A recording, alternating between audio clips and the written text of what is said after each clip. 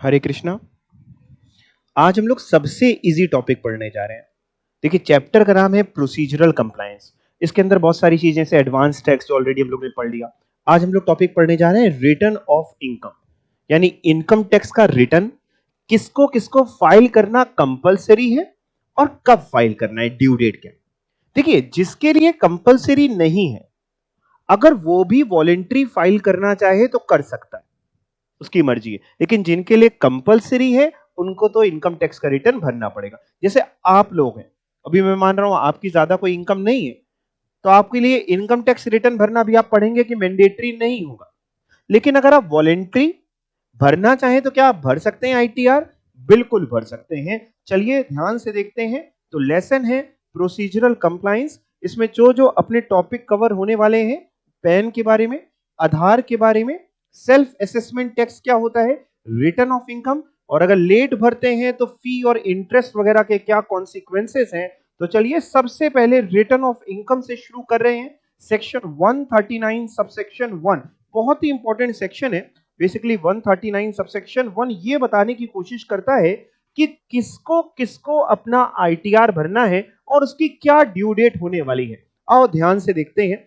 एसएससीज required to file return of income compulsory. Return of income का मतलब समझते हैं ना, कि आप इनकम टैक्स डिपार्टमेंट को ये डिटेल दे रहे हैं कि आपने पूरे साल में कहां कहां से कितना कितना पैसा कमाया, कौन से हेड से कमाया, डिडक्शंस मिल रही हैं तो कौन से सेक्शन की मिल रही, तो पूरी डिटेल देनी, वो है इनकम टैक्स रिटर्न। तो किनको किनको कंपल्सरीली भरना है? सबसे पहला आता है कंपनीज एंड फर्म्स। चाहे इनके प्रॉफिट हो, चाहे लॉसेस हो, चाहे इनकम हो या ना हो, इनके लिए मैंडेटरी है। भले ही कंपनी इनकॉर्पोरेट करे हुए, कंपनी 31 मार्च को ही इनकॉर्पोरेट करी आपने, तब भी उस साल का रिटर्न आपको भरना पड़ेगा। तो जब भी एक भी दिन होगा, अगर 31 मार्च मतलब एक ही दिन हुआ उस साल का, भाई हमारे इनकम टैक्स तो अप्रैल से मार्च जाता है, बट तब भी भरना पड़ेगा। कोई काम नहीं भी हो रहा है उस कंपनी में और कंपनी बनी हुई है, इनकम टैक्स रिटर्न भरना पड़ेगा। कंपनी लिखी है, फर्म लिखा है। हमारे इनकम टैक्स में ज्यादातर हर जगह पे जहां फर्म है वैसे ही एलएलपी का असेसमेंट होता है। तो कंपनी हो गई, फर्म हो गई। जब हम फर्म बोल रहे हैं तो यानी फर्म भी एज वेल एज एलएलपीज भी, इनको मैंडेटरी रिटर्न फाइल करना है, इररिस्पेक्टिव इनकी इनकम है नहीं है, टैक्स बन रहा है नहीं बन रहा है, वो सब सेकेंडरी बात है। ठीक है। और सर किसको भरना पड़ेगा? आओ जरा देखते हैं सेकंड पॉइंट में क्या लिखा है। सर पढ़ के देखना बेटा क्या लिखा है। आप पर्सन, लेकिन कौन नहीं, other than individual, HUF, AOP, BOI, artificial judicial person, company, firm. Sir सब तो हट गया अदर देन में। नहीं, ध्यान से देखो तो इसमें बचा क्या, यानी इसमें बची आपकी लोकल अथॉरिटी बची एंड आर्टिफिशियल जुडिशियल पर्सन बचा। जब आपने इनिशियल चैप्टर में हमने आपको पर्सन समझाया था ना, जब टेक्स्ट शुरू किया था, बिल्कुल। तो यानी एक तरीके से सकते हैं ए पर्सन अदर देन, ये की जगह ये पढ़ सकते हैं, नहीं इनको हटा दे तो कौन बचता है? पर्सन। कौन सा पर्सन? लोकल अथॉरिटी या आर्टिफिशियल जुडिशियल पर्सन। इनको कब भरना है सर? इनको तब भरना है बेटा जब इनकी इनकम एग्जेम्पशन लिमिट से ज्यादा हो। एग्जेम्पशन लिमिट मतलब इनके लिए एग्जेम्पशन लिमिट कितनी है? 2.5 लाख रुपए की। तो यानी सेकंड पॉइंट में ऐसे समझ सकते हैं, लोकल अथॉरिटी एंड एजेपी यानी आर्टिफिशियल जुडिशियल पर्सन को तब भरना है जब इनकी इनकम बेसिक एग्जेम्पशन लिमिट यानी कि 2.5 लाख से ज्यादा है। अगर 2.5 लाख या उससे कम इनकी इनकम है तो इनके लिए भरना मैंडेटरी नहीं है, मत भरें, चल जाएगा। है? हाँ हाँ हाँ, आर्टिफिशियल लिखा है। नहीं, मैं गलत बोल गया, मैं गलत। इंडिविजुअल है, एचयूएफ है, एओपी है, बीओआई है, आर्टिफिशियल जुडिशियल पर्सन है, कंपनी है, फर्म है, तो केवल लोकल अथॉरिटी बचा। नहीं, मैं गलत बोल गया। हाँ, तो लोकल अथॉरिटी के लिए हुआ सिर्फ ये। तो लोकल अथॉरिटी के लिए यानी अगर इनकी इनकम एग्जेम्पशन लिमिट से ऊपर है तो इनको अपना आईटीआर मैंडेटरी भरना है, और उसके लिए एग्जेम्पशन 2.5 लाख की होती है। यानी उनके लिए senior citizen, super senior citizen तो देखा नहीं जाता। ठीक है। तीसरा क्या लिखा है? Ordinary resident person. आपने जब रेसिडेंशियल स्टेटस पढ़ा था तो आपने पढ़ा था, आपको याद होगा, ओआर, एनओआर, एनआर। ये किसके लिए बात हो रही है? ओआर। ओआर वो भी कौन सा sir? OR having any asset located कहां पे आपके पास कोई भी एसेट, आउटसाइड इंडिया, यानी इंडिया के आप ऑर्डिनरी रेसिडेंट हैं और इंडिया के बाहर आपके पास कोई भी एसेट है, या फिर आपके पास साइनिंग अथॉरिटी है किसी ऐसे अकाउंट में जो इंडिया के बाहर है। लोग नहीं अपना स्विस बैंक में अकाउंट खुलवा के ब्लैक मनी रखते हैं, तो कह रहा है इंडिया के बाहर अगर कोई खाता है जिसकी साइनिंग अथॉरिटी आपके पास है, आईटीआर भरना आपके लिए मैंडेटरी है, इररिस्पेक्टिव आपकी इनकम है नहीं है, आईटीआर भरिए। या फिर मतलब भले ही वेदर और नॉट आपके पास इनकम चार्जेबल टू टैक्स हो या ना हो, मतलब समझते हैं इसका, वेदर और not having income chargeable to tax मतलब इनकम हो या ना हो, मतलब क्या बातें हो गई यहां पे पूरी, या तो कोई भी एसेट आपके पास इंडिया के बाहर हो, जैसे आपके पास कोई लैंड बिल्डिंग या कोई भी एसेट इंडिया के बाहर है जिसके आप मालिक हैं, या इंडिया के पास बाहर आपका कोई अकाउंट है, तो आपको मैंडेटरी रिटर्न भरना है। आप कौन होने चाहिए, ओआर होने चाहिए, ठीक है। चौथा, और किसके लिए, अगर आप ध्यान से देखें तो पहला कंपनी फर्म के लिए हो गया, दूसरा जैसा आप लोग ने बताया लोकल अथॉरिटीज के लिए हो गया, तीसरे में ऑर्डिनरी पर्सन, वो भी वो लोग ऑर्डिनरी रेसिडेंट जिनका बाहर कोई प्रॉपर्टी हो, आपके लिए हमारे लिए है नहीं, अपने इंडिया में तो खरीद नहीं पा रहे, बाहर क्या खरीदेंगे।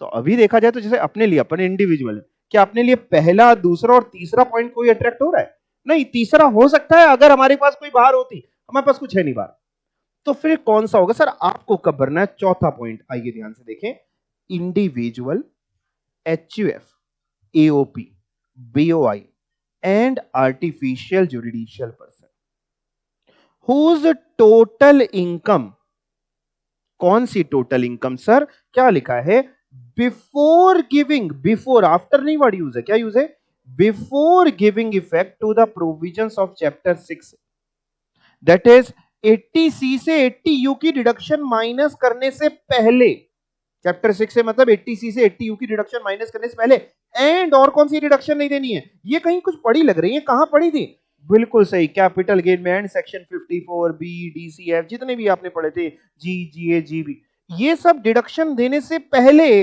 अगर उसकी इनकम बेसिक एग्जेम्पशन लिमिट से ज्यादा है तो उसको अपना आईटीआर भरना है। बेसिक एग्जेम्पशन लिमिट कितनी थी, 2.5 लाख, और अगर इंडिविजुअल रेसिडेंट है, सीनियर सिटीजन है तो 3 लाख थी, और resident super senior citizen individual तो 5 लाख थी। मान लीजिए एक कोई नॉर्मल है, 60 ईयर से कम है, मतलब सीनियर सिटीजन नहीं है, तो 2.5 लाख की लिमिट है। सपोज करिए उसकी सैलरी की इनकम है मान लो 3 लाख रुपए, एक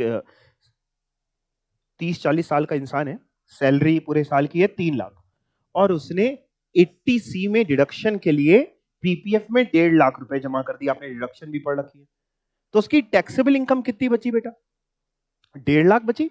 भाई 3 लाख की सैलरी इनकम थी और कोई इनकम उसकी है नहीं, पीपीएफ में पैसा जमा किया 1.5 लाख रुपए, तो 1.5 लाख की 80C में डिडक्शन मिलती है, तो gross total income 3 lakh less deduction under section 80C 1.5 lakh रुपए, तो उसकी टैक्सेबल इनकम या टोटल इनकम या नेट इनकम कुछ भी बोलो कितनी बची, 1.5 लाख, उस पर टैक्स कितना बनेगा, 0। भाई 2.5 लाख तक तो वैसे भी आपको पता है कोई टैक्स नहीं, इवन अगर 5 लाख भी होता तो आपको पता है रिबेट होती है 87A की, तो टैक्स बनता नहीं।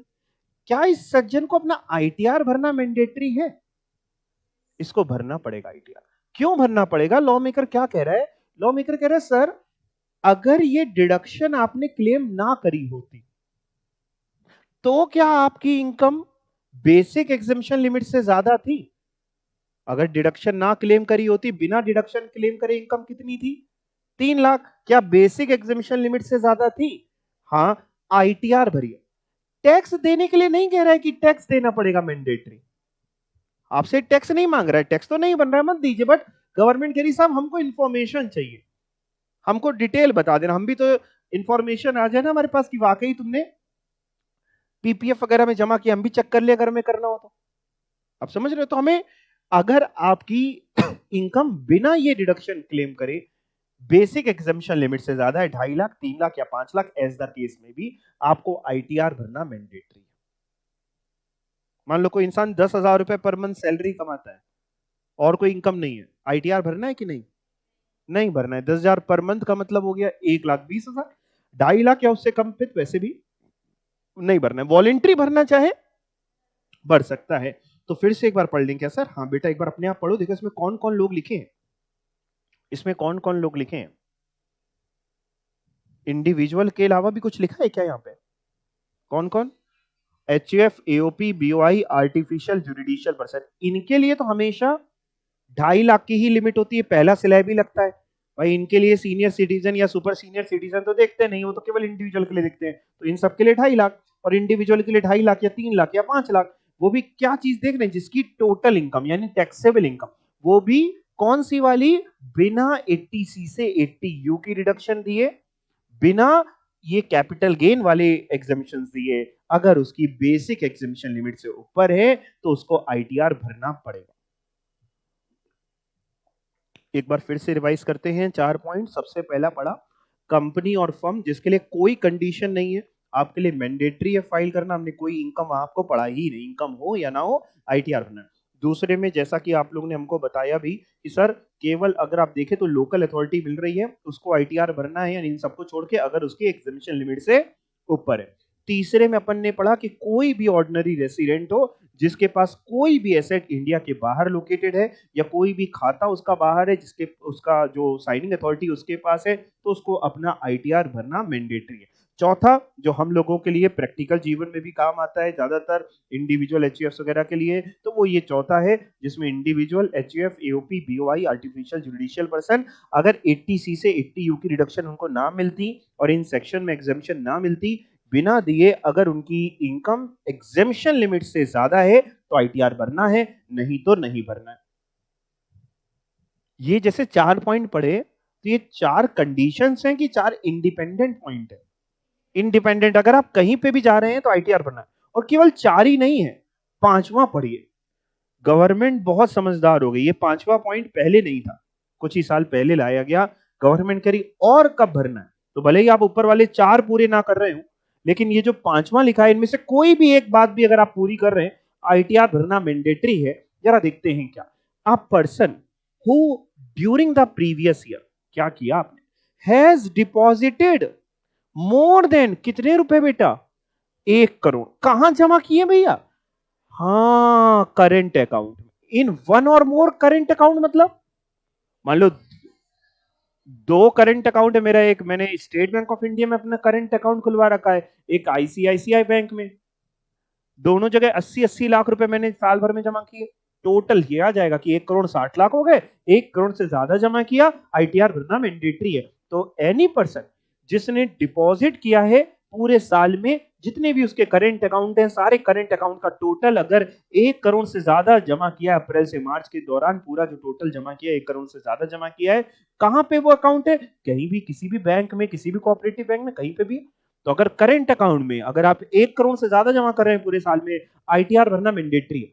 मतलब मान लो एक इंसान कह रहा है कि मेरी पूरे साल की इनकम, मान लो एक इंडिविजुअल है फॉर एग्जांपल, वो कह रहा है मेरे पूरे साल की इनकम सर 2.5 लाख से कम है, बिना एग्जामिशन दिए बिना कुछ करे 2.5 लाख से कम आ रही है। तो 2.5 लाख से कम है तो चौथे पॉइंट में आ रहा है क्या? चौथे पॉइंट में तो कवर नहीं हो पा रहा, चौथे पॉइंट के हिसाब से तो नहीं भरना। लेकिन उस बंदे ने पूरे साल में करंट अकाउंट में 1 करोड़ से ज्यादा जमा किया, तो भरना है। गवर्नमेंट कह रही हमको भी तो बताओ जरा, ऐसा कौन है व्यक्ति करंट अकाउंट में 1 करोड़ ज्यादा जमा किया और पूरे साल में, और कह रहे हैं हमारी इनकम जो है वो, आप समझ रहे हैं बात को, इसलिए पॉइंट डाला गया। और या फिर अगर आपकी इनकम 2.5 लाख से ज्यादा है तो आप फोर्थ वाले में ऑलरेडी आ रहे, फिफ्थ में देखने की ज्यादा जरूरत ही नहीं। ठीक है, तो सर और क्या हो, और भी बहुत सारी बातें, इनमें से कोई भी बात पूरी हो जाए ITR भरना है। दूसरा, आपको घूमने का शौक है, और वो भी कहां घूमने जा रहे हैं? हाँ, और कितना खर्चा कर डाला है घूमने में? हाँ, याद रखिए अभी आप लोग की शादी होगी, शादी के बाद घूमने जाएंगे, हो सकता है आप फॉरेन ट्रिप मारे, तो देख समझ के खर्चा करिएगा। Has incurred expenditure of more than 2 lakh, काहे के लिए, किसके लिए घूमने के लिए? फॉर हिमसेल्फ या एनी अदर पर्सन, किसी के लिए भी आपने खर्चा किया। कहां ट्रेवलिंग कर रहे हैं? टू अ फॉरेन कंट्री, यानी इंडिया में जाएं, भले ही 2 लाख की जगह 20 लाख खर्चा कर दें, ITR भरना मैंडेटरी नहीं। इंडिया के बाहर जा रहे हैं, 2 लाख या उससे कम खर्चा है, ITR भरना मैंडेटरी नहीं है। 2 लाख से ज्यादा खर्चा है, ITR भरना मैंडेटरी।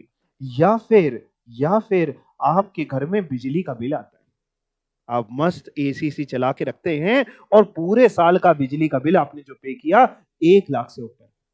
देखो, इनकम को पकड़ने के 2 रास्ते होते हैं। अब गवर्नमेंट बड़ी समझदार हो गई। एक रास्ता होता है कि इनकम के पीछे भागना, है ना, वो तो इतने सालों से भाग ही रही है। दूसरा रास्ता है आपके एक्सपेंस को देखना, खर्चे आपके बिल्कुल राजा महाराजाओं वाले, लेकिन आईटीआर भरते समय आपकी जान निकल जाती, कोई इनकम ही नहीं हमारी। समझे, इसलिए गवर्नमेंट डाला। यानी क्या, has incurred expenditure of more than कितना, 1 lakh towards consumption of electricity. ये पूरे साल का है कि एक महीने का है, साल भर का है। या फिर तुम्हारा बिजनेस है या प्रोफेशन, और बिजनेस है तो तुम्हारी जो रिसीट या टर्नओवर, कुछ भी बोल लो, सेल बोल लो, 60 लाख से ज्यादा है, हैज टोटल सेल या टर्नओवर या ग्रॉस रिसीट एक्सीडिंग 60 लाख। और अगर प्रोफेशन है तो तुम्हारी रिसीट पूरे साल की 10 लाख से ज्यादा आईटीआर भरना। या फिर क्या हुआ है तुम्हारे साथ, इज सब्जेक्ट टू टीडीएस या टीसीएस, टीडीएस कटा है तुम्हारा या TCS, tax collected at source, in aggregate कितना, 25,000 या उससे ज्यादा। और अगर आप सीनियर सिटीजन है तो 25,000 या उससे ज्यादा की लिमिट हम ना देख करके 50,000 की लिमिट देखेंगे। इतनी बात आप समझ गए। या फिर तुमने डिपॉजिट किया है सेविंग अकाउंट में, ऊपर करंट अकाउंट था, यहां कौन सा अकाउंट है, सेविंग, कितना जमा किया पूरे साल में, 50 लाख रुपए या उससे ज्यादा। अगर मान लो कोई इंसान, ये जो 5वां पॉइंट आपने पढ़ा, इनमें से कोई भी पॉइंट पूरा नहीं कर रहा, लेकिन वो फर्स्ट, सेकंड या थर्ड या फोर्थ में आ रहा है, तो भी आईटीआर भरना है। तो हम लोग प्रैक्टिकली कैसे देखते हैं, हम लोग पहले 5th पॉइंट देखते नहीं, पहले हम लोग 1 2 3 4 देखते हैं कि अगर उसमें कहीं आ रहा है तो आईटीआर भरना है, और उसमें नहीं आ रहा तो फिर 5th भी चेक कर लेते हैं कि 5th की कोई बात तो पूरी नहीं कर रहा। अब सर अगर आईटीआर भरना है तो हमारे लिए ड्यू डेट क्या होगी। देखो भाई, 3 ड्यू डेट्स होती हैं, 3 होती है। एक होती है भैया, सबसे पहले मेरे को सुन लेना 2 मिनट, एक होती है 31 जुलाई, 31 जुलाई, एक होती है 31 अक्टूबर, और एक होती है 30 नवंबर। सबके लिए अलग अलग होती, किसके लिए क्या होती मैं समझाता हूं। जिसको किसी भी लॉ में कोई भी ऑडिट कराने की आवश्यकता नहीं है, किसी भी लॉ में किसी भी तरीके का ऑडिट कराने की नीड नहीं है, उसके लिए डेट है 31 जुलाई। यानी जब साल खत्म हुआ, मान लीजिए आप बात कर रहे हैं प्रीवियस ईयर 22-23 की, तो प्रीवियस ईयर 22-23 यानी अप्रैल 2022 से शुरू हुआ, मार्च 2023 में खत्म हुआ, तो मार्च 2023 के बाद जो जुलाई आएगा, यानी जुलाई 2023 में आपको भरना होगा। प्रीवियस ईयर 22-23 यानी असेसमेंट ईयर 23-24, और असेसमेंट ईयर 23-24 का रिटर्न कब जाएगा, 31 जुलाई 2023। लेकिन अगर आपको किसी भी लॉ में ऑडिट की रिक्वायरमेंट है तो आपके लिए डेट रहेगी थोड़ी ज्यादा, 31 अक्टूबर।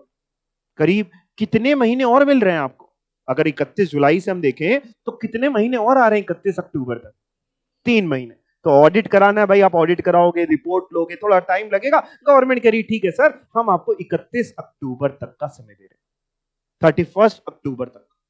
सर ऑडिट किसको कराना होता है, देखिए भाई साहब, एक जो कंपनीज होती हैं, चाहे प्राइवेट लिमिटेड हो चाहे लिमिटेड हो, जो भी कंपनीज होती हैं, उनको तो कंपनीज एक्ट कहता है, कंपनीज एक्ट 2013 कहता है कि उनको मैंडेटरी स्टैच्यूटरी ऑडिट कराना ही पड़ेगा।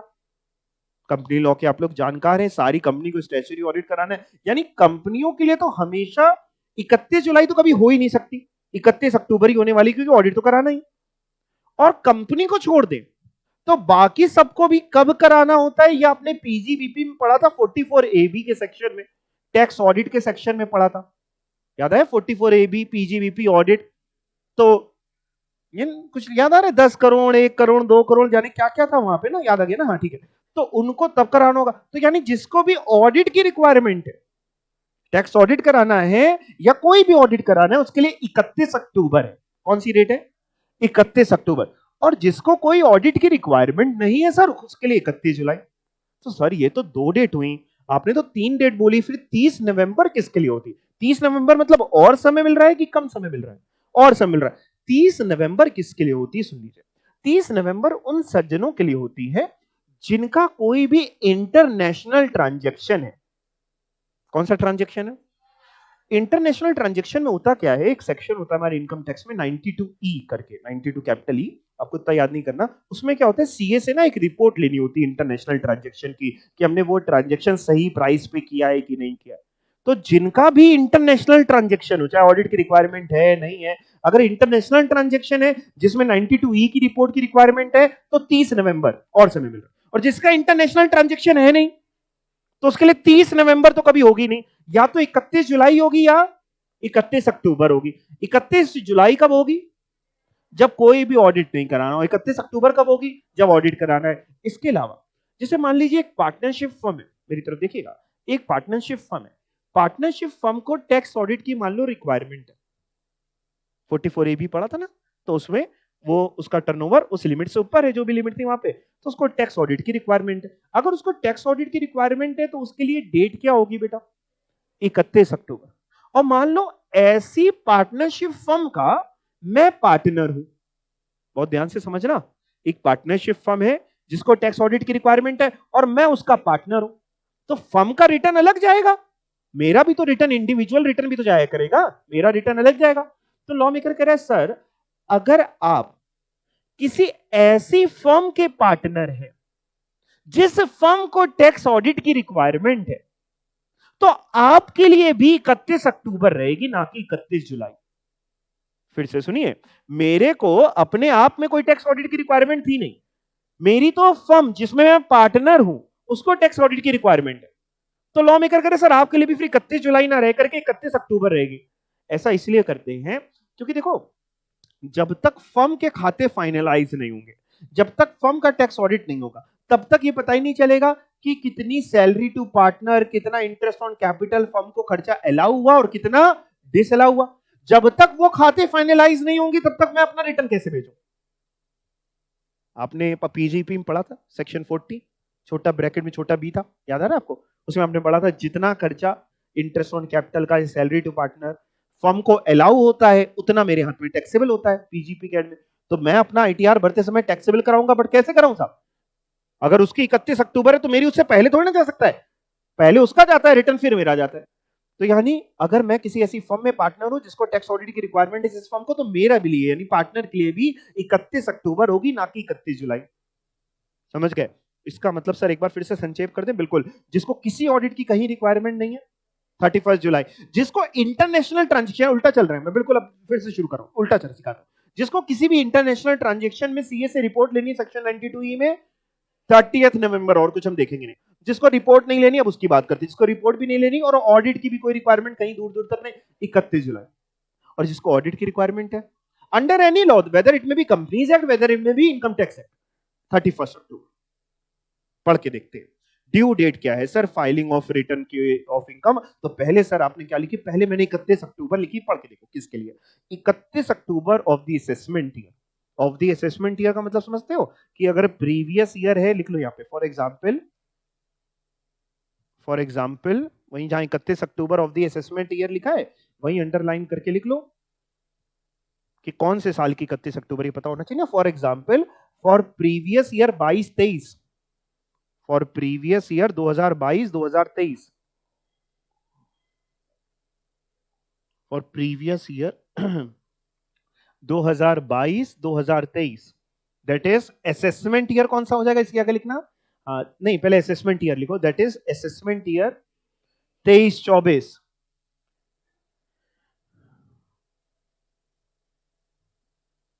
ITR due date will be, ITR due date will be 31 October, यानी 10वां महीना, 31 अक्टूबर 2000, ईयर आप बताओ 2023, बिल्कुल ठीक, 2023 यानी 2023, 2023, 31 अक्टूबर 2023, सही है सर। किसके किसके लिए? पढ़ के देखते हैं बेटा। कंपनी के लिए, कंपनी के लिए तो हमेशा 31 अक्टूबर, क्योंकि उसको मैंने वैसे बताया आपको टैक्स ऑडिट की रिक्वायरमेंट उसको ना हो तो भले ही, लेकिन स्टैच्यूटरी की तो होती ही होती है। टैक्स ऑडिट की हो भी सकती है, नहीं भी हो सकती, लेकिन स्टैच्यूटरी ऑडिट तो होगा ही होगा, तो इसलिए कंपनी के लिए। बाकी सर किसके लिए लिखा है? A person other than company whose accounts are required to be audited, यानी कंपनी को छोड़ के बाकी कोई भी जिसके अकाउंट्स में ऑडिट की रिक्वायरमेंट हो, तो वो आपने ऑलरेडी पीजीपी में सेक्शन 44 बड़ा ए बड़ा बी पढ़ा रखा है। 44A भी याद आ रहा है ना आपको, टैक्स ऑडिट की किसको रिक्वायरमेंट होती है, तो जिसको भी टैक्स ऑडिट की रिक्वायरमेंट है सर उसको भी 31 अक्टूबर।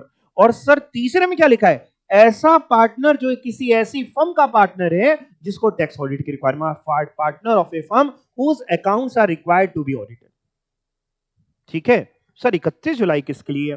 31 July of the assessment year in case of any other assessee, किसी भी और एसएससी के लिए, other than assessees who are required to furnish report under section 92E 92E होगा तो फिर ड्यू डेट कितनी होगी 30th नवंबर। तो आपको लिखना हो 92E में अंडरलाइन के लिख लीजिए, that is for international transactions.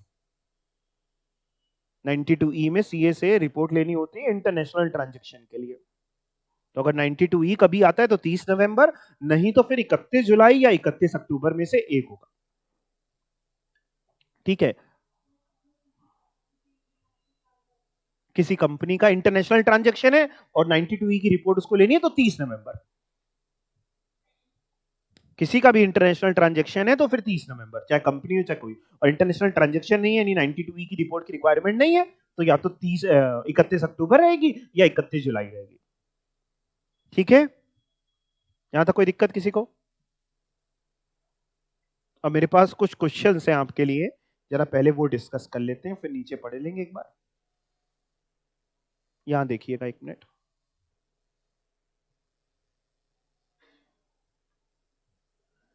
सबसे पहला question, miss Saroj is a salaried employee, her taxable salary income for the year 22-23। अब जैसे मैंने ईयर लिखा है तो ये आप प्रीवियस ईयर समझेंगे कि असेसमेंट ईयर? जब कुछ ना लिखा हो तो प्रीवियस ईयर समझिएगा। उसकी इनकम 22-23 में कितनी थी sir? 8,40,000। She does not have any other income, salary को छोड़ के और कोई इनकम उनकी है ही नहीं सर।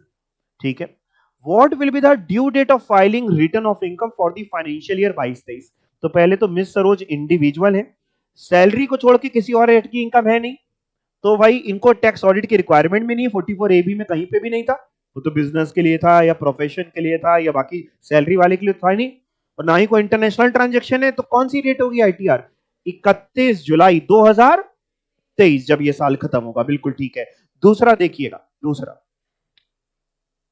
मिस्टर रूपेन, ऊपर कर दे रहे, चलिए आपके लिए, नीचे आंसर मत देखना, ठीक है। Mister Rupen is a doctor जिनकी ग्रॉस रिसिट्स हैं 22-23 की 18,40,000, प्रोफेशनल हैं, और पूरे साल की जो रिसिट है 18,40,000। इन्होंने किया क्या? He opts for presumptive taxation scheme under section 44ADA। आपको याद होगा, तो प्रोफेशनल के लिए 44ADA था, जिसमें 50 लाख तक अगर है तो उसमें जा सकता है, और उसकी भी 50% उसकी इनकम होती है। तो 18,40,000 जा रही थी, है ना, छोटे एसएससी, और 44ADA में इन्होंने रिटर्न भर दिया।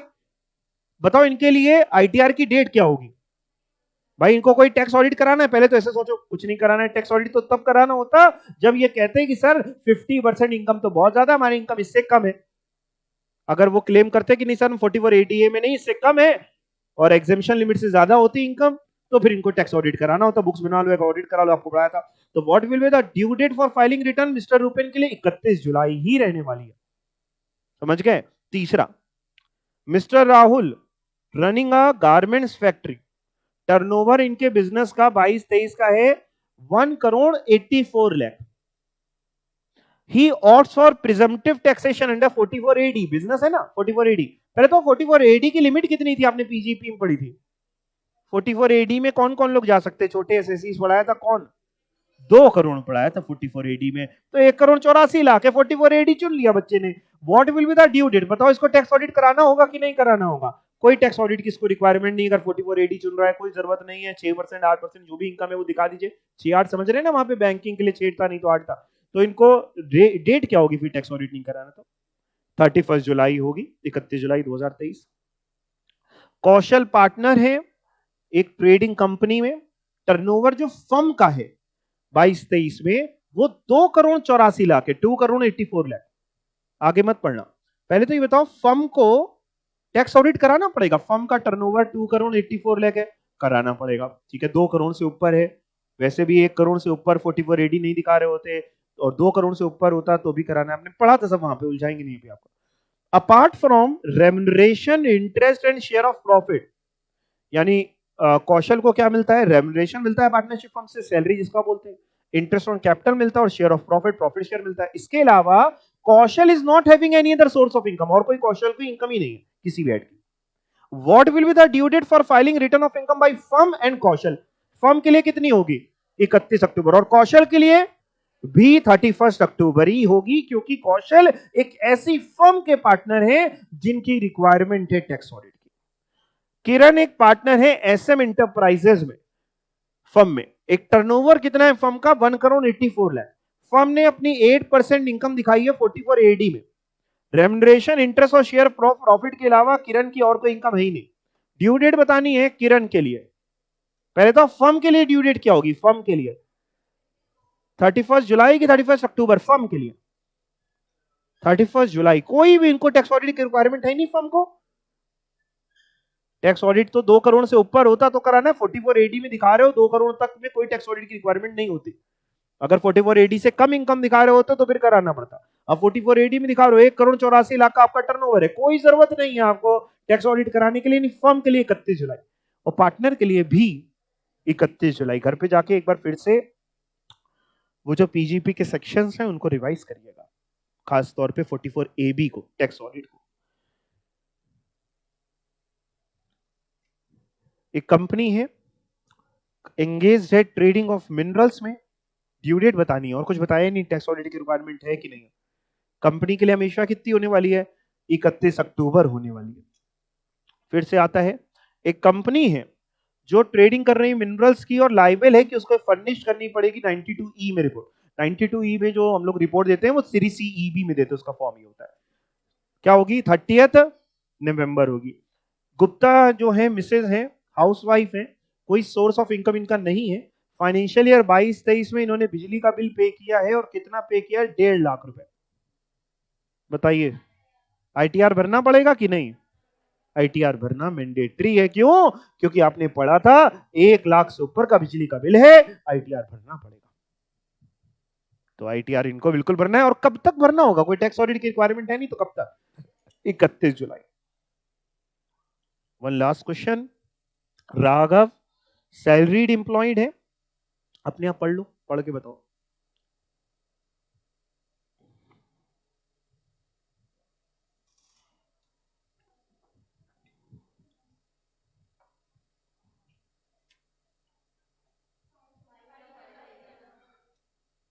रिटर्न भरना है, ITR भरना है कि नहीं? क्यों भरना है? 2 लाख से ज्यादा फॉरेन ट्रेवल पे खर्चा हुआ, भले ही खुद नहीं घूमने के, किसी के लिए भी घूमने के लिए खर्चा हुआ, ITR भरना। और कब तक भरना पड़ेगा? 31 जुलाई तक, पक्का? ठीक है, हाँ नहीं सही बोल रहे हो। 31 जुलाई, कोई टैक्स ऑडिट रिक्वायरमेंट है नहीं तो 31 जुलाई।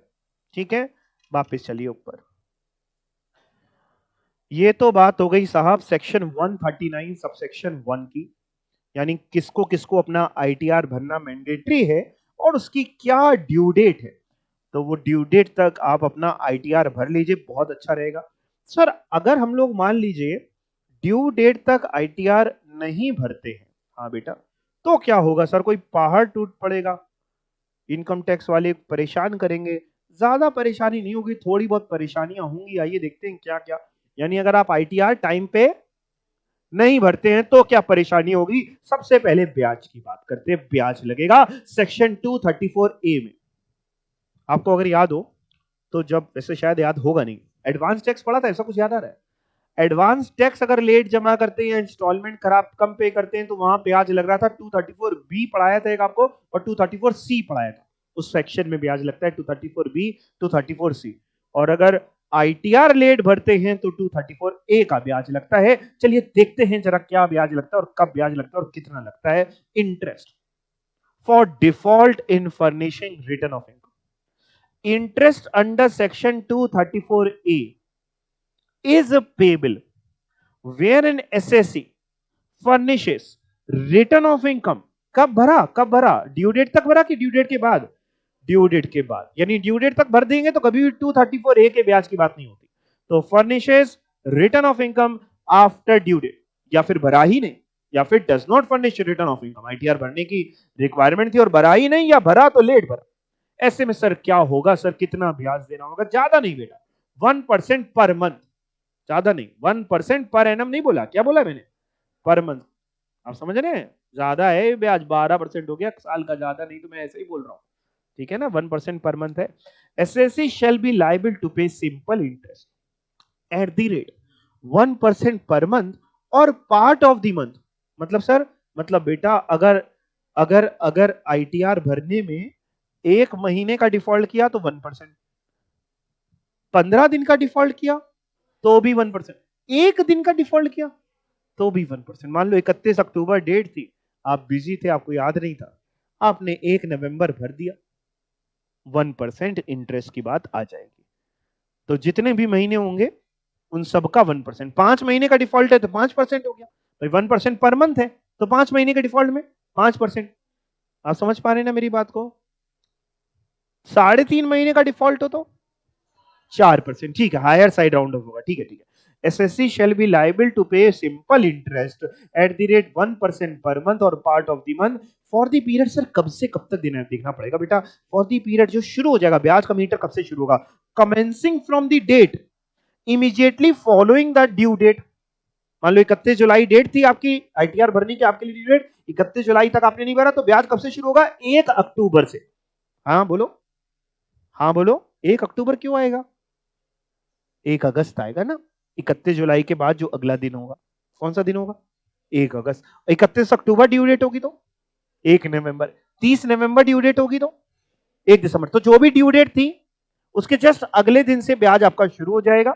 Period commencing from the date immediately following the due date. Sir कब तक देना पड़ेगा, एंड कब तक होगा, ब्याज कब तक देना पड़ेगा, वो नीचे लिखा है। सर्कमस्टांसेस 2 केसेस हैं और कब तक ब्याज देना होगा, ending on the following dates where the return is furnished after due date. यानी आईटीआर भरा लेकिन ड्यू डेट के बाद भरा। एक केस है कि आईटीआर भरा और दूसरा केस है कि आईटीआर भरा ही नहीं।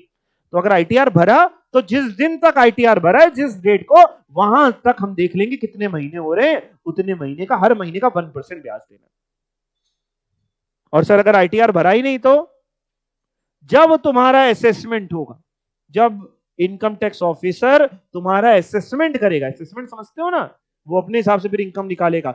जब वो असेसमेंट करेगा, मान लो वो असेसमेंट कर रहा है 11 महीने बाद, तो 11% ब्याज हो गया। जब वो असेसमेंट करेगा वहां तक की डेट। फिर से समझते हैं, आईटीआर टाइम पे भर देंगे, कभी भी 234A का इंटरेस्ट नहीं लगता। आईटीआर टाइम पे नहीं भरते तो 1% सिंपल इंटरेस्ट के हिसाब से लगता है। और सर किसका लगता है ये भी समझा देता हूं, थोड़ा प्रैक्टिकल भी आपको समझा देता हूं। देखो जितना अमाउंट ऑफ टैक्स आउटस्टैंडिंग होता है ना, जितना टैक्स आपको देना था और आपने भी नहीं दिया, उसका 1% लगता है। हम लोग क्या करते हैं, वो भी समझा देते हैं। हम लोग क्या करते हैं, कभी अगर काम का लोड ज्यादा होता है, आईटीआर नहीं जा पा रहा है टाइम पे किसी का, तो हम लोग उसका टैक्स पहले पे कर देते हैं। टैक्स का पेमेंट करा दिया, टैक्स कोई ड्यू नहीं छोड़ते, क्योंकि टैक्स जितना ड्यू है उसका 1% लगेगा। तो आईटीआर मान लो किसी का लेट गया और टैक्स ड्यू बचा नहीं, पहले दे चुके थे, आईटीआर की डेट तक हम टैक्स का पेमेंट कर चुके हैं, तो 234A का ब्याज अपने आप जीरो हो गया। जीरो कैसे हो गया, 1% ऑफ द टैक्स ड्यू ना, आईटीआर की डेट तक जितना टैक्स आपने जमा नहीं किया। आपको लिखने की जरूरत नहीं है, आपको सिर्फ समझना है, लिखना हो तो लिख लीजिए, कोई मनाही नहीं है। तो जितना टैक्स ड्यू है उसका 1%। तो हम लोग प्रैक्टिकली क्या करते हैं, टैक्स का पेमेंट पहले ही कर देते हैं। टैक्स का पेमेंट कर दिया तो 234A के ब्याज से बच गए। मतलब पहली कोशिश तो यही होनी चाहिए कि आईटीआर ही टाइम पे चला जाए। किसी कारणवश अगर ऐसा हो पा रहा है कि नहीं जा पा रहा है आईटीआर टाइम पे, तो टैक्स का पेमेंट हम लोग कर देते हैं। और अगर किसी ने टैक्स का पेमेंट भी बचा हुआ है और आईटीआर भी टाइम पे नहीं गया, तो जितना टैक्स का पेमेंट बचा है उसका 1%। कब से कब तक, जब ड्यू डेट थी उसके अगले दिन से शुरू हो जाएगा, और जब तुम अपना आईटीआर फर्निश करोगे वहां तक। और आईटीआर तुमने फर्निश ही नहीं किया, बहुत महान हो, तो जब तुम्हारा असेसमेंट कंप्लीट होगा वहां तक का ब्याज लगेगा। असेसमेंट 2 साल बाद कंप्लीट हो रहा है अगर मान लो, तो 2 साल तक का ब्याज लगेगा। 1% पर मंथ है, अच्छा खासा ब्याज बन सकता है। इतनी बात आप समझ गए। सर अगर मान लीजिए उसने टैक्स पूरा का पूरा पहले ही भर दिया, तो फिर ब्याज देना है कि नहीं, नहीं देना है। ये बात मैंने कहां लिखी है, आपको दिख रही होगा तो, however where the assessee has paid taxes in full, इसीलिए मैं कह रहा था रुक जाओ ना लिखो, इन फुल ऑन और before the due date. ITR की डेट पे ही, आईटीआर की डेट से पहले हमने इनकम टैक्स पूरा पे कर दिया है, 234A का ब्याज नहीं लग सकता। तो अगर आईटीआर टाइम पे भर रहे हैं तो भी 234A का ब्याज नहीं है, आईटीआर लेट भर रहे हैं लेकिन कोई भी इनकम टैक्स ड्यू नहीं बचा है तो भी 234A का ब्याज नहीं है। और आईटीआर लेट भर रहे हैं, इनकम टैक्स का भी ड्यू अमाउंट भी ड्यू बचा हुआ है, तो आईटीआर का मतलब 234A का ब्याज है। सर ये केवल एक ही कॉन्सिक्वेंस है अगर हम आईटीआर लेट भरते हैं तो? नहीं बेटा, एक कॉन्सिक्वेंस नहीं, एक तो ब्याज है, दूसरा लेट भरने की फीस लगेगी। क्या लगेगी? फीस। पहले क्या होता था, पहले लॉ में ये नहीं था, पहले क्या होता था, पेनल्टी लिखी थी लॉ में कि लेट भरते हैं तो पेनल्टी लगेगी, फिर उसको चेंज कर दिया फीस। अब आप कहेंगे दोनों में एक ही बात तो है? नहीं, अंतर होता था। पेनल्टी क्या होती थी, हम लोग सुओ मोटो कभी नहीं भरते थे। आईटीआर लेट भी जा रहा है तो लेट भर दिया, बाद में अगर नोटिस आएगी पेनल्टी की तो पेनल्टी पे कर देंगे, नहीं आती तो बात खत्म। तो मैक्सिमम केस में कई बार आती ही नहीं थी तो बात ही खत्म।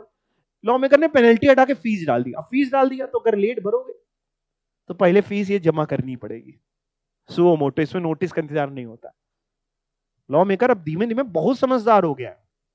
ठीक है, ये फीस आपको अगर लेट भर रहे हैं तो भरनी पड़ेगी, देनी पड़ेगी। ये लेट भरने की फीस है, ब्याज अलग है, ये फीस अलग है। आप समझ रहे हैं ना? लेट जैसे स्कूल में नहीं, स्कूल की फीस लेट भरते थे तो चार्जेस लगाते थे, वैसे ही चार्जेस हैं। और कितने हैं sir? Fee for default in furnishing return of income where a person who is required to furnish return of income under section 139, यानी जिसके लिए मैंडेटरी था रिटर्न भरना, उसने क्या किया, fails to do so within the prescribe time within under section 139(1).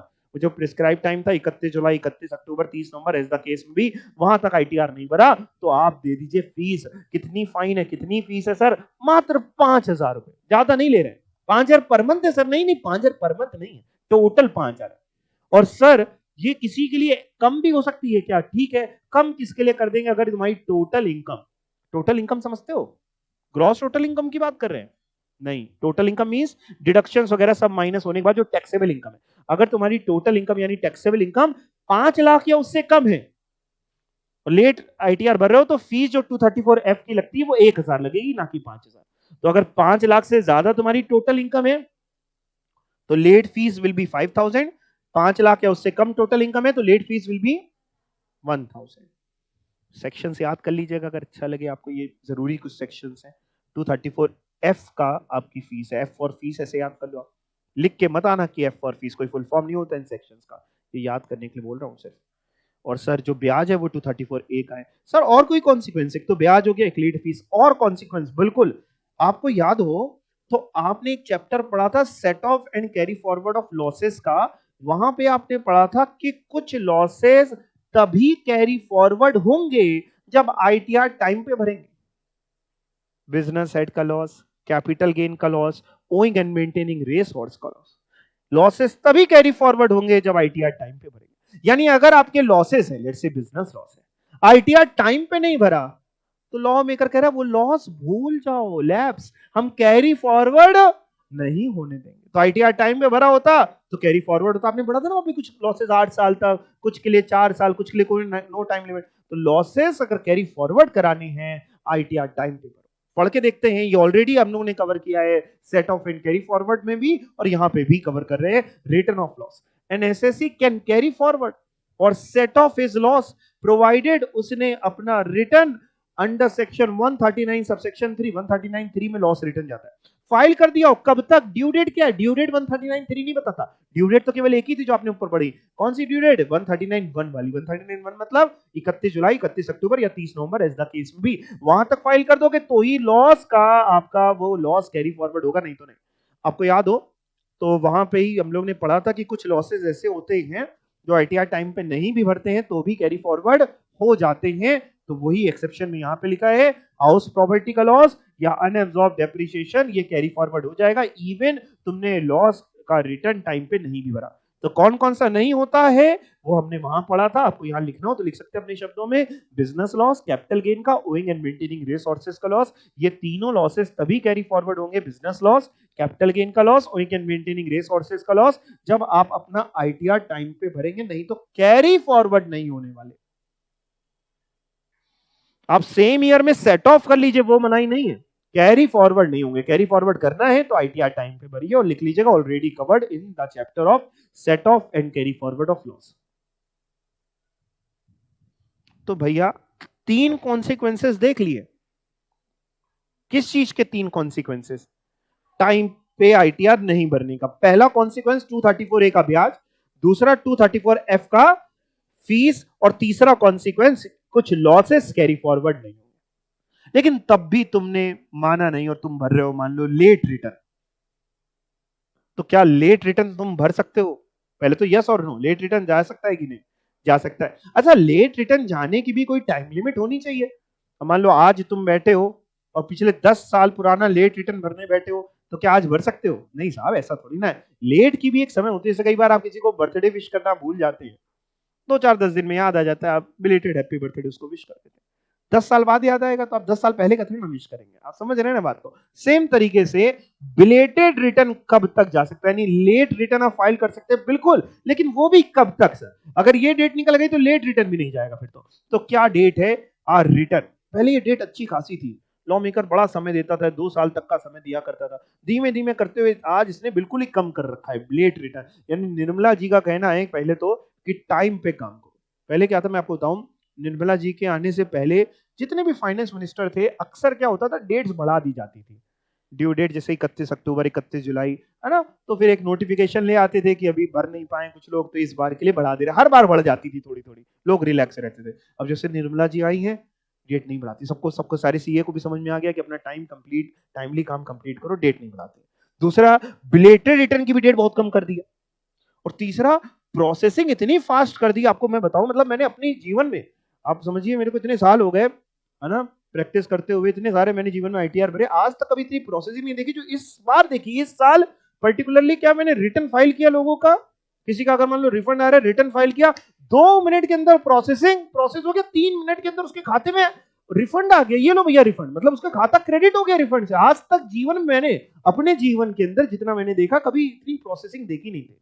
तो गजब काम कर रहा है इनकम टैक्स डिपार्टमेंट इस समय। दाद देने वाली बात है भाई साहब, बहुत तेजी में काम हो रहा है। भैया रिफंड बन रहा है तुम्हारा, ये लो प्रोसेस हो गया, ये लो रिफंड। इधर हमने आईटीआर भरा, 5 मिनट के अंदर क्लाइंट का कॉल आ गया, सर रिफंड आ गया हमारा। मतलब इतनी तेज प्रोसेसिंग हम खुद सपने में नहीं सोच सकते थे कि इनकम टैक्स डिपार्टमेंट, कोई सरकारी काम, एक तो वो गाड़ी टो करने वाला इतनी तेज होता है, और दूसरा ये अब सरकारी एक काम ऐसा है जो गवर्नमेंट वाकई इस पे काम कर रही है, मतलब दाद देने वाली बात है। तो खैर, तब भी अगर आप लेट रिटर्न फाइल कर रहे हैं तो कब तक जा सकता है? लेट रिटर्न भी जा सकता है। क्या जा सकता है? कब तक जा सकता है? और return of income for the previous year which has not been furnished within the time allowed under section 139(1) के टाइम लिमिट तक तुमने अपना आईटीआर नहीं भरा, तो कब तक भर देना? बाद में भर देना। कब कब तक? मैक्सिमम डेट क्या? May be furnished eight any time before 31 December of the relevant assessment year, या जब तुम्हारा असेसमेंट कंप्लीट हुआ, दोनों में जो पहले। यानी फॉर एग्जांपल, अगर मान लीजिए आपकी, हम बात कर लेते हैं प्रीवियस ईयर 22-23, तो प्रीवियस ईयर 22-23 का मतलब बेटा असेसमेंट ईयर कौन सा होगा? 23-24। अच्छा, असेसमेंट ईयर 23-24 का वैसे तो आपको टाइम पे भर देना चाहिए था, या तो 31 जुलाई 2023 आपके लिए होती, या 31 अक्टूबर 2023 होती, या 30 नवंबर 2023, वहां तक भर देते। आपने भरा नहीं, तो अब कब तक भर सकते हो? लॉ मेकर ने क्या लिखा है? 31 दिसंबर तक। 31 दिसंबर का मतलब क्या हुआ बेटा? 31 दिसंबर 2000 कौन सा? 23, ना कि 24। उस असेसमेंट ईयर खत्म होने के बाद की 31 दिसंबर नहीं बोल रहा है, उस असेसमेंट ईयर की 31 दिसंबर, यानी असेसमेंट ईयर 23-24 की 31 दिसंबर, यानी 31 दिसंबर 2023। तो आप देख रहे हैं, ज्यादा समय नहीं दिया। पहले ये समय बहुत होता था, वो बात नहीं करते, तो आप कंफ्यूज होंगे। 31 दिसंबर। और अगर आपका असेसमेंट एओ इससे पहले ही कर चुका है, मान लो अपने आपने आईटीआर भरा नहीं, लेकिन एओ ने सुओ मोटो असेसमेंट कर दिया वेट करके आपका, तो एओ ने अगर मान लो आपका असेसमेंट कंप्लीट कर दिया है 15 दिसंबर, प्रैक्टिकली नहीं करता है, प्रैक्टिकली वो भी रुका रहता है, ठीक है ना? थ्योरेटिकली कुछ भी क्वेश्चन हो सकता है। तो मान लो उसने आपका असेसमेंट कंप्लीट कर दिया 15 दिसंबर 23, तो रिटर्न की लास्ट डेट फिर 31 दिसंबर नहीं रहेगी, 15 दिसंबर।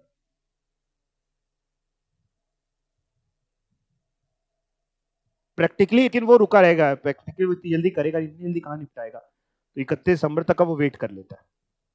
तो 31 दिसंबर, लेकिन थ्योरेटिकली 31 दिसंबर या उस साल का जब असेसमेंट कंप्लीट हुआ, विच एवर इज अर्लियर। बात गई दिमाग में? यस और नो? पक्का? ये तो बात हुई बिलेटेड रिटर्न की।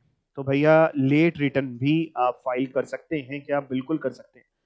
अच्छा, मान लीजिए आपने अपना इनकम टैक्स रिटर्न फाइल कर दिया, फाइल करने के बाद आपको कोई एरर नजर आया, कोई ओमिशन नजर आए, भाई इंसान है, गलती हो गई, तो क्या हम अपना वो रिटर्न रिवाइज कर सकते हैं? Answer is yes. कब तक रिवाइज कर सकते हैं? डेट वही है जो बिलेटरी रिटर्न में लिखी थी, यानी 31 दिसंबर या जब तुम्हारा असेसमेंट कंप्लीट हुआ, दोनों में जो भी पहले है वहीं तक रिवाइज कर सकते हो। अच्छा, कौन सा रिवाइज करोगे? जो रिटर्न, इधर देखो मेरी तरफ, जो रिटर्न टाइम पे भरा था वो रिवाइज हो सकता है, कि जो रिटर्न खुद ही लेट भरा था? दोनों। चाहे ओरिजिनल रिटर्न 139(1) का था, चाहे आपका लेट रिटर्न था, दोनों ही रिवाइज आप कर सकते हैं, बट रिवाइज इसी तारीख तक आप रिवाइज कर सकते हैं, 31 दिसंबर या जब असेसमेंट कंप्लीट हुआ, विच एवर इज अर्लियर। पढ़ के देखते हैं। इफ एनी ओमिशन और any wrong statement is discovered in A return, जो फर्निश्ड हुआ था 139(1) में या 139(4) में, आप रिवाइज रिटर्न फर्निश कर सकते हैं किसी भी समय। कब तक? 31 दिसंबर तक, या फिर जब असेसमेंट कंप्लीट हुआ, विच एवर इज अर्लियर। और बार बार मैं आपको बताने की कोशिश कर रहा हूं कि असेसमेंट प्रैक्टिकल जीवन में 31 दिसंबर तक होल्ड करता है। और 10, बिलेटेड रिटर्न भी रिवाइज हो सकता है क्या? हो सकता है। पहले बिलेटेड रिटर्न रिवाइज नहीं होता था, उसके लिए मना था, लेकिन अब क्या है, लॉ क्या है, लेटेस्ट लॉ जो आपको पढ़ाया जा रहा है, आप चाहे आपने टाइम पे भरा हो उसको रिवाइज करना चाह रहे हो कर सकते हैं, लेट भरा है उसमें कोई गलती हो गई आपसे, उसको रिवाइज करना चाह रहे हैं कर सकते हैं। अच्छा, मान लो आपने रिटर्न रिवाइज कर दिया 139 सबसेक्शन 5 में, या 5 पढ़ रहे हैं, उसमें रिवाइज कर दिया, रिवाइज करने के बाद फिर से आपको कोई गलती नजर आई है, क्या दोबारा रिवाइज कर सकते हैं? आंसर इज यस, आप दोबारा भी रिवाइज कर सकते हैं। आप जितनी बार चाहें उतनी बार रिवाइज कर सकते हैं, बस इस डेट के अंदर अंदर। तो जितनी बार चाहें उतनी बार का मतलब ये नहीं कि रोज सुबह शाम खोल के बैठ गए, रिवीजन करने में मजा आ रहा है। अगर कोई जरूरत है तो 2-3 बार आप रिवाइज कर ले, मतलब कोई टाइम, मतलब ये नहीं लिखा है कि मैक्सिमम इतनी बार रिवाइज कर सकते हैं। Theoretically an number of times आप रिवाइज कर सकते हैं, but till this date 31 December या completion of assessment, whichever is earlier. यहां तक कोई डाउट है किसी को? ओके, तो सर क्या क्या पढ़ा एक बार रिवाइज कर लेंगे जल्दी जल्दी, जो जो अभी अभी पढ़ा है एक बार रिवाइज कर लेते हैं। सबसे ऊपर चलते हैं। सबसे पहले मैंने आपको पढ़ाया किसको आईटीआर अपना मैंडेटरी भरने की जरूरत है, फिर उसके बाद उसकी ड्यू डेट पढ़ा दी मैंने आपको, फिर मैंने आपको आईटीआर टाइम पे ना भरने के कॉन्सिक्वेंसेस बताए कि ब्याज लग जाएगा, फीस लग जाएगी, और कुछ लॉसेस ऐसे होते हैं जो कैरी फॉरवर्ड नहीं होने वाले। और तीसरा मैंने आपको मतलब उसके बाद मैंने पढ़ा है कि लेट रिटर्न आपका जा सकता है, लेट रिटर्न 31 दिसंबर या असेसमेंट कंप्लीट होने से पहले, मतलब दोनों में जो अर्लियर है। और अगर आपका रिटर्न गलत हो गया है, कोई भी आपको ओमिशन है या कुछ गलत हो गया है, तो आप उसको रिवाइज कर सकते हैं 31 दिसंबर या असेसमेंट कंप्लीट होने से पहले। यहां तक कोई डाउट है तो आप पूछ लें।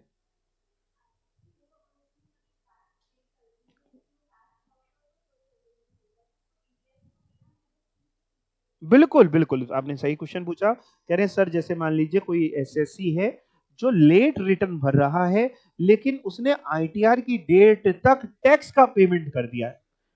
लेट रिटर्न भर रहा है लेकिन आईटीआर की ड्यू डेट तक टैक्स का पेमेंट कर दिया है, तो उसको 234A का ब्याज नहीं देना पड़ेगा। तो क्या उसको 234F की फीस भी नहीं देनी पड़ेगी? आंसर इज यस, फीस तो देनी पड़ेगी, मतलब फीस नहीं वेव है, फीस तो आपको देनी पड़ेगी। ठीक है, और कोई डाउट किसी का? नहीं।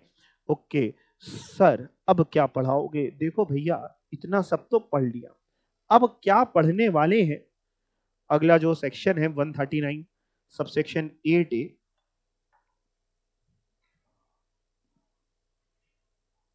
बहुत इंपॉर्टेंट नहीं है,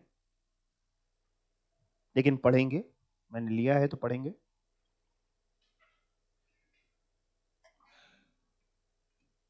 देखो अभी आपने पढ़ा, देखो मैं आपको समझाता हूं। देखो अभी आपने पढ़ा कि जैसे अगर आप लेट रिटर्न भी फाइल कर रहे हो तो कब तक फाइल कर सकते हो?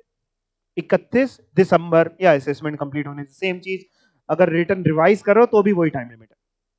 मान लो, सपोज करो, मेरी तरफ देखो, मान लो किसी की कोई इनकम दिखाना छूट गई, और ध्यान समझना, किसी की कोई इनकम दिखाना छूट गई और उसने अपना रिटर्न रिटर्न फाइल कर दिया, और रिवाइज रिटर्न की टाइम लिमिट भी निकल गई।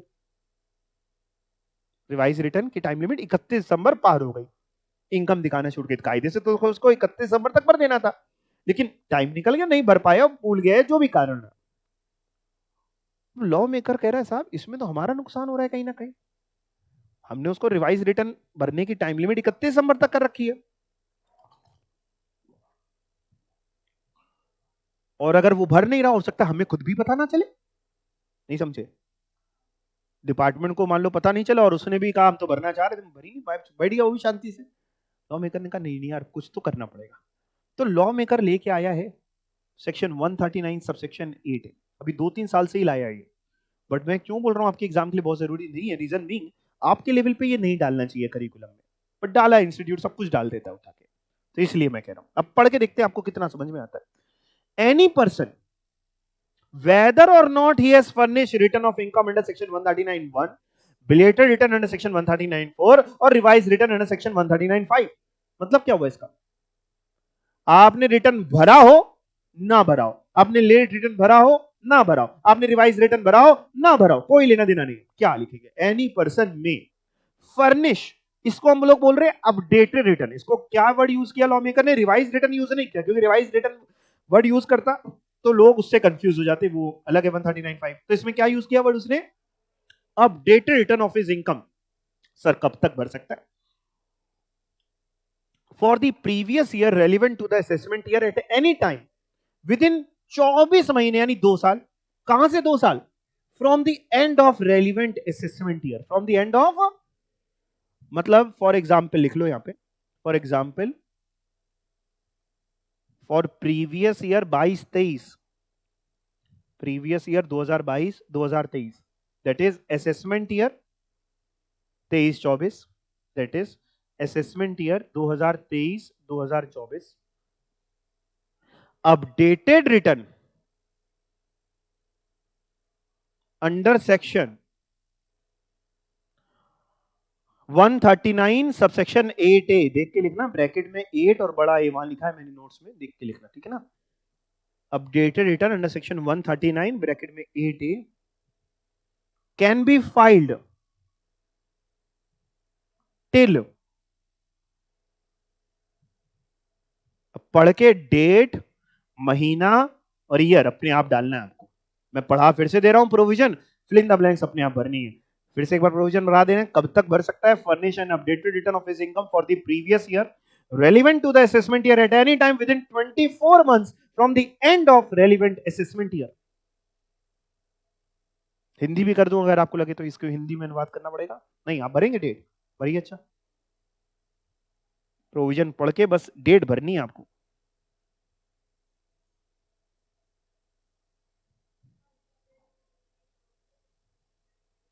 फर्स्ट अप्रैल नहीं आएगा, 31 मार्च होगा, 31 मार्च। ईयर बोलो, ईयर 2022, 23, 24, 25, 26, 28, 30, 40। देखो मैं समझाता हूं, सभी को आ जाएगा। देखिए समझते हैं, कुछ लोग सही भी बता रहे, समझ लेते हैं। भैया देखो, जब असेसमेंट ईयर खत्म हुआ, असेसमेंट ईयर कौन सा है भाई, प्रीवियस ईयर 22-23 है, असेसमेंट ईयर 23-24। असेसमेंट ईयर खत्म कब होगा, 31 मार्च 2024 को। 31 मार्च 24 से 2 साल जोड़िए, 31 मार्च 2026 तक आपको अपना अपडेटेड रिटर्न फाइल करना है। 31 मार्च 2026 तक, ये मैक्सिमम टाइम है, मतलब इसके बाद नहीं, 31 मार्च 26 या उससे पहले। ये जो लॉ मेकर लाया है 139 सबसेक्शन 8 है, ये एसएससी के बेनिफिट के लिए लाया है कि अपने बेनिफिट के लिए, अपने बेनिफिट के लिए लाया है। मतलब जैसे सपोज करो, इधर देखो, मान लो तुमने पहले रिटर्न भरा था, आज तुम कह रहे हो यार वो सब टाइम लिमिट निकल गई रिवाइज करने की, 139(5) सब कुछ निकल गई, आज तुम कह रहे हो यार इनकम तो ज्यादा दिखा दी थी, इनकम कम करनी है हमको, हम अपडेटेड रिटर्न भर देते हैं इनकम कम का। पहले हमने भरा था मान लो 20 लाख की इनकम दिखाई दी, नहीं 20 नहीं मेरी 15 है। आपके लिए नहीं है ये। अपडेटेड रिटर्न कब होगा, जब आप इनकम पहले से ज्यादा दिखा रहे हो या लॉस पहले से कम कर रहे हो।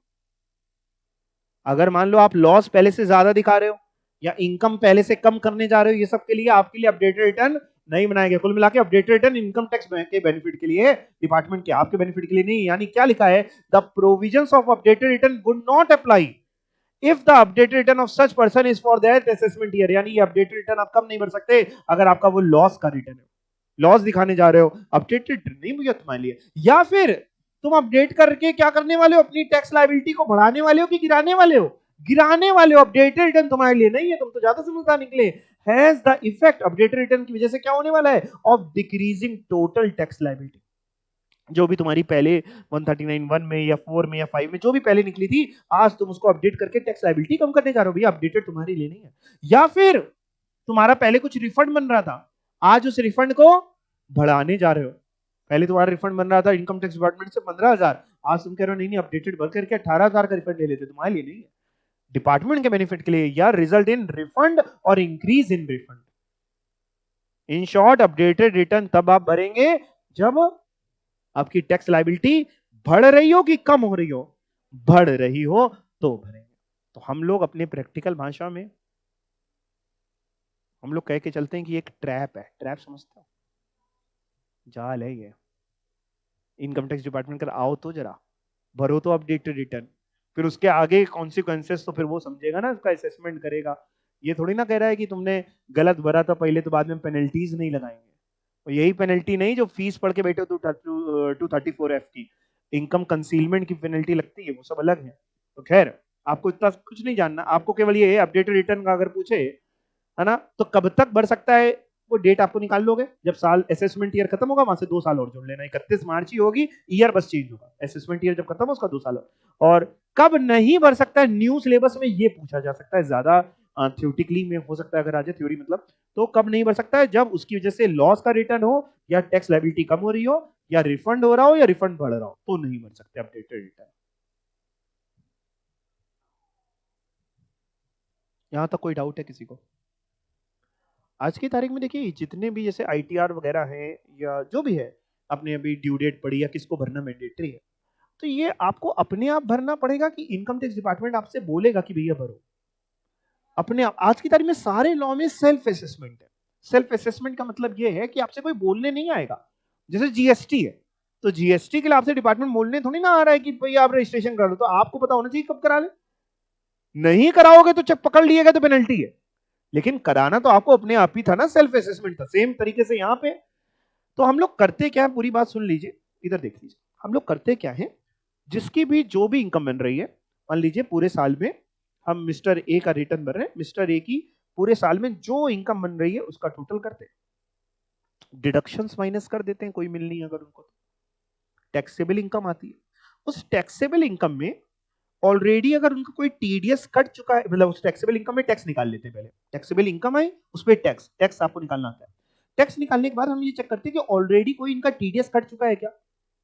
मान लो इनका टैक्स आया 1 लाख रुपए, ऑलरेडी इनका 80,000 का टैक्स टीडीएस कट चुका है। टीडीएस समझते हो थोड़ा बहुत ना, बैंक से एफडी मिली तो टीडीएस काट लिया, या इंप्लॉयर ने सैलरी दी, टीडीएस पहले कट चुका, 80,000 का टीडीएस कट चुका है। तो इनका और कितना जमा करना है, 20,000। या ये ऑलरेडी कोई एडवांस टैक्स जमा कर चुके हैं, मान लो 80,000 का टीडीएस कट चुका है और ये 15,000 का एडवांस टैक्स जमा कर चुके हैं, तो 5,000 और जमा करना है अगर 1 लाख का टैक्स है। और अगर उल्टा हो गया सर, उल्टा मतलब सर टीडीएस या एडवांस टैक्स ज्यादा हो चुका है, मतलब सर मान लो मेरा टैक्स बन रहा है पूरे साल का 1 लाख, लेकिन मेरा टीडीएस और एडवांस टैक्स मिला के, टीडीएस जो कट चुका है और एडवांस टैक्स अगर हमने जमा किया है वो हो चुका है सर 1.5 लाख, तो 50,000 का रिफंड मिल जाएगा। नहीं समझे? 1 लाख का टैक्स बना, 1.5 लाख का टीडीएस कट गया है, 50,000 का रिफंड। इनकम टैक्स डिपार्टमेंट चोर थोड़ी ना, अभी तो मैंने बताया कितनी तेजी में रिफंड प्रोसेस कर रहा है। तो ये जो तरीका होता है इसको हम कहते हैं सेल्फ असेसमेंट। क्या बोलते हैं? तो लॉ मेकर कहता है आपको अपना टैक्स सेल्फ असेस करना है और जितना बनता है उसको पे करना है। कब पे करना होगा? मान लो आपका टैक्स बन रहा है 1 लाख का आपका टैक्स है, और मान लो आपका टीडीएस 80,000 का कटा, 20,000 पे करना है, या नहीं कटा होता तो पूरा 1 लाख पे करना है। कब तक पे करना होगा? जो आईटीआर जब भर रहे हो उसके भरने से पहले। तो हम लोग क्या करते हैं, पहले टैक्स पेमेंट करते हैं, कहीं जाना नहीं पड़ता, ऑनलाइन हो जाता है। टैक्स पेमेंट करते हैं फिर आईटीआर भरते हैं। आईटीआर पहले भर दिया तो डिमांड खड़ी हो जाएगी। डिमांड मतलब नोटिस आ जाएगी कि इतना टैक्स पेमेंट बाकी है आपका, तो पहले टैक्स भर देते हैं। उससे जो चालान जनरेट होता है उस चालान की डिटेल डाल देते हैं, इनकम टैक्स रिटर्न में डिटेल डाल देते हैं कि टैक्स इस चालान के थ्रू भर दिया, फिर इनकम टैक्स रिटर्न भर देते हैं। ठीक है ना? तो ये आपको सेल्फ असेस करना पड़ेगा, कोई आपसे बोलने नहीं आएगा। पढ़ के देखते हैं जरा, सेक्शन 140A सेल्फ असेसमेंट के ऊपर है। Where any tax is payable on the basis of any return, कोई भी टैक्स अगर आपका पेबल है, कोई भी रिटर्न आप भर रहे हैं, required to be furnished under section 139। 139 का मतलब क्या है? 139 का मतलब 139 सबसेक्शन 1 है कि 139 सबसेक्शन 4 है कि 139 सबसेक्शन 5 है कि 139 सबसेक्शन 8A है? सारे, मतलब आपका कोई भी टैक्स अगर बन रहा है आफ्टर टेकिंग इनटू अकाउंट, जब आपने क्या क्या ऑलरेडी क्रेडिट ले लिया, सब कुछ माइनस कर लिया, क्या अमाउंट ऑफ टैक्स जो आप ऑलरेडी पहले ही पे कर चुके हो पूरे साल में, अगर कोई एडवांस टैक्स वगैरह पे किया है तो वो माइनस कर लो, टीडीएस वगैरह कट चुका है वो माइनस कर लो। तो मान लो पूरे साल का 1 लाख बन रहा था, 80,000 का टीडीएस कट चुका है, 15,000 आप एडवांस टैक्स दे चुके हो, तो कितना और जमा करना है? 5,000। तो 5,000 सर जमा करना पड़ेगा। The assessee shall be liable to pay such tax together with interest. अगर बनेगा तो इंटरेस्ट कब देना पड़ेगा? अगर ड्यू डेट के बाद भरेंगे तो 234A का ब्याज। और अगर एडवांस टैक्स आपने कोई डिफॉल्ट किया होगा तो वह एडवांस टैक्स में बढ़ाया था 234B का और 234C का ब्याज। तो एडवांस टैक्स में डिफॉल्ट होता है तो B और C का ब्याज, और नहीं तो रिटर्न टाइम पे नहीं भरते तो A का ब्याज। अगर कोई बन रहा है, नहीं बन रहा है तो बात ही खत्म। और फीस कब देनी पड़ेगी? अगर लेट रिटर्न भर रहे हो, अगर लेट रिटर्न नहीं जा रहा है तो फीस का कोई मतलब नहीं।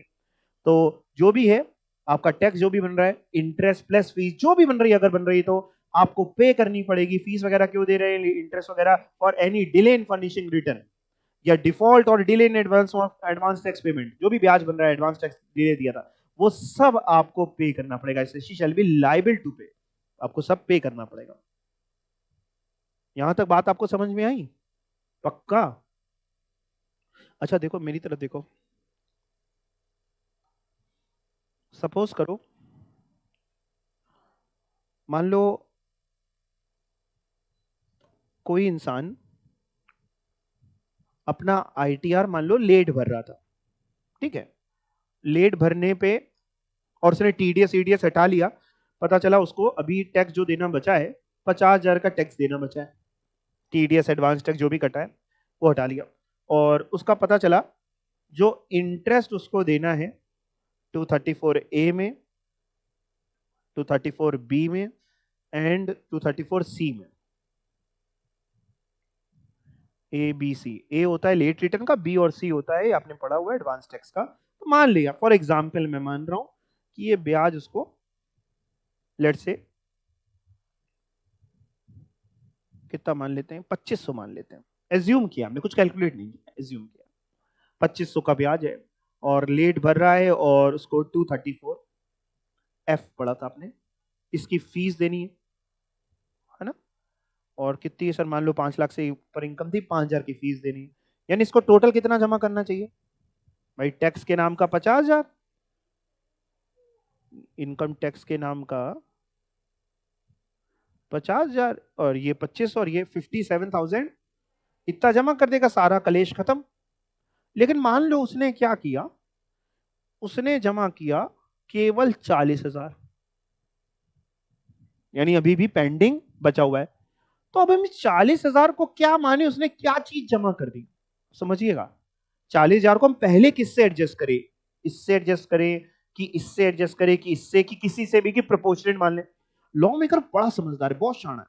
लॉ मेकर कहता है अच्छा तुमने कम जमा किया, तुमने अगर कम जमा किया तो पहले हम मानेंगे कि तुमने इस 40,000 से ये फीस जमा करी है, इससे एडजस्ट करेंगे, फिर उसके बाद अगर बचा तो इससे एडजस्ट करेंगे, और फिर मानेंगे बचा हुआ तुमने टैक्स जमा किया। पहली प्रेफरेंस फीस, दूसरी प्रेफरेंस इंटरेस्ट, और तीसरी ये। सर इससे फर्क क्या पड़ेगा? इससे फर्क ये पड़ेगा कि जैसे मान लो इसी केस में अगर हम कहें तो 40,000 में हम ये ऐसे एलोकेट करेंगे इसको, 40,000 में हम ये मानेंगे कि तुमने 5,000 की फीस दे दी, 2500 का इंटरेस्ट दे दिया, ये फीस दे दी, ये इंटरेस्ट दे दिया, तो बैलेंस तुमने टैक्स दिया। बैलेंस कितना बचाओ बताओगे क्या? बैलेंस तुमने इनकम टैक्स दिया, माइनस करो जरा 40,000 में ये दोनों कितना, 32,500, 32,500 का इनकम टैक्स दिया है। अब इससे फर्क ये पड़ा कि तुम्हारा इनकम टैक्स अभी भी कितना पेंडिंग है, 50,000 था, 32,500 दिया, तो इनकम टैक्स अभी पेंडिंग कितना है? इनकम टैक्स जो पेंडिंग है भाई 50,000 माइनस 32,500 कितना, 17,500। इस पे फिर से ब्याज लगना शुरू रहेगा, लेट दे रहे हो ना, तो पहले अगर हम टैक्स में एडजस्ट कर देते तो फिर ब्याज कम हो जाता, आप समझे ना। तो पहले ब्याज में एडजस्ट कर रहे हैं, टैक्स में आखिरी में एडजस्ट हो रहा है, तो कभी भी अगर आपका, देखो वैसे तो कायदा क्या कहता है, कायदा ये कहता है कि सबसे पहले तो टाइम पे रिटर्न भर देते हैं, टाइम पे नहीं भरा, लेट भर रहे हो तो पूरा जमा करो भैया, सरकारी पैसा नहीं रोकना चाहिए, ठीक है ना। तब भी आपने कम जमा कराया है तो उसको पहले हम फीस में एलोकेट करेंगे, फिर जो बच जाएगा उसमें ब्याज में, और फिर जो बच जाएगा टैक्स में। तो जो भी टैक्स तुम्हारा अभी भी बचा रह गया उन सब पे ब्याज का मीटर शुरू है, ब्याज खत्म नहीं हो गया उस पर। कहाँ लिखा है सर ये बात, ये यहाँ लिखी है, पढ़ना। Where amount paid by the assessee under section 140 subsection 140 A subsection 1, यानी सेल्फ असेसमेंट टैक्स तुमने दिया, इसको बोलते हैं, ये जो आप सेक्शन पढ़ रहे हैं सेल्फ असेसमेंट टैक्स। तुमने जो सेल्फ असेसमेंट टैक्स दिया फॉल शॉर्ट, कम दिया ऑफ दी, किसका, aggregate total of tax interest and fees जो बन रही थी उससे कम दिया। टोटल बन रहा था 57, हमारे इस एग्जांपल 57,500, तुमने दिया 40,000, यानी तुमने कितना 17,500 रुपए कम दिया। तो हमने किस में एडजस्ट करना है, the amount so paid shall first be adjusted towards fees payable. सबसे पहले उस पैसा जो तुमने पे किया उसको हम किस में एडजस्ट करेंगे कि फीस इतनी मिल गई, thereafter towards interest, and balance अब जो बच गया वो एडजस्ट करेंगे टैक्स पेबल। क्लियर हो गया। तो कभी आपसे कोई पूछेगा कि सेल्फ असेसमेंट टैक्स क्या होता है, सेल्फ असेसमेंट, या आप यहाँ पे सेल्फ असेसमेंट टैक्स लिखना हो वो भी लिख सकते हैं। सेल्फ असेसमेंट टैक्स क्या होता है कि सुओ मोटो आपको खुद से निकालना है आपका कितना टैक्स बन रहा है आफ्टर टीडीएस एडवांस टैक्स जो भी आप जमा कर चुके हैं, उसके बाद कितना टैक्स बन रहा है, कोई ब्याज बन रहा है कि नहीं, कोई फीस है कि नहीं, सुओ मोटो निकालना है और जमा करना है। कब तक जमा करना है कोई पूछे तो कायदा क्या है, आईटीआर की डेट तक जमा कर देना है, बाद में जमा करोगे तो ब्याज उतना बढ़ता जा रहा है। इसके अलावा अगले 2 टॉपिक आपने खुद रीड करने, न्यू सिलेबस वाले लर्न कर लीजिएगा, ओल्ड सिलेबस वाले रीड कर लीजिएगा 2-3 बार, क्योंकि न्यू सिलेबस में लर्न इसलिए बोल रहा हूं मैं, अगर आ गया लिखने को तो फिर तो यही लिखना पड़ेगा, सर है क्या थोड़ा बता दो ना। कुछ नहीं है, बस केवल ये है, मैं आपको समझा देता हूं, थोड़ा समझा देता हूं। पैन नंबर है आपके पास, सभी के पास है। अच्छा, कुछ लोगों के दिमाग में एक मिथ होता है कि हमने अगर पैन नंबर अप्लाई कर दिया तो हमें इनकम टैक्स पे करना पड़ेगा या इनकम टैक्स रिटर्न फाइल करना पड़ेगा। ऐसा कुछ नहीं है, वो आप लोग जानकार हो गए हैं। इनकम टैक्स तो तब पे करना है जब आपका इनकम टैक्स बन रहा हो, और इनकम टैक्स रिटर्न तब फाइल करना है जब, आपने ऊपर अभी पढ़ा ना आज ही क्लास में कि इनकम टैक्स रिटर्न तब फाइल करना है जब उनमें से कोई बात पूरी हो रही। कहीं भी ये पढ़ा कि जिसका पैन नंबर उसको आईटीआर भरना मैंडेटरी, ऐसा कुछ नहीं होता। तो अगर पैन नंबर नहीं है तो अप्लाई कर लेना, ठीक है, ऑनलाइन अप्लाई हो जाता है। ओके, अब बात करते हैं साहब पैन में, यहां सर क्या समझाने। देखिए जो भी पैन होता है ना उसको कहीं कहीं पे कहां कहां पे कोट करना मैंडेटरी, मतलब पैन नंबर आपको बताना पड़ेगा कौन कौन से ट्रांजेक्शन्स में। Coating of pan is mandatory in all documents pertaining to the following prescribed transaction। कौन कहां पे पैन नंबर आपको मैंडेटरी बताना पड़ेगा। जो भी आप इनकम टैक्स अथॉरिटी के साथ बातचीत कर रहे हो, यानी अपना आईटीआर भर रहे हो, कोई नोटिस आई है उसके करस्पॉन्डेंस में, कोई भी चिट्ठी लिख रहे हो, आपको अपना क्या बताना पड़ेगा, पैन नंबर। इवन आप इनकम टैक्स के कॉल सेंटर पे भी कॉल करके कोई सेल्फ हेल्प चाहते हो तो पहले पूछता है आपका पैन नंबर बता दीजिए। आधे लोग तो फोन इसी में काट देते हैं, पैन नंबर पूछ रहा है हमारा, ठीक है, बिना उसके बताएगा ही नहीं वो। तो पैन नंबर आपको अपना बताना है। वो आपको कैसे पहचानता है, आपके पैन नंबर से, आपके नाम से आपको नहीं पहचानता है, आपके नाम के तो बहुत लोग हो सकते हैं, पैन नंबर तो यूनिक होता है। और सर कोई भी चालान आप जब टैक्स का पेमेंट करते हो तो पैन नंबर उसमें डालोगे ना, कौन जमा कर रहे हैं तो पता होगा ना डिपार्टमेंट को। तो जो भी टैक्स का भुगतान करोगे जो भी चालान से, उसमें पैन नंबर। आजकल आपको लगा कोई लैंड या बिल्डिंग खरीद लें, कितनी रुपए की, 10 लाख रुपए या उससे ज्यादा। अब ये देखो बहुत कम रकम है, इससे नीचे लैंड या बिल्डिंग मिलती भी कहां है। तो क्या चाहिए होगा आपका, पैन नंबर। पता है होता क्या है, जैसे आपने मान लीजिए 1 करोड़ की लैंड या बिल्डिंग खरीदी, मजे मजे में आप जाके रजिस्ट्री कराए है, वो जो डॉक्यूमेंट मांगता है आप सब उसको देख करके आ जाते हैं, रजिस्ट्रार ऑफिस में पैन नंबर आपका सबमिट हो गया।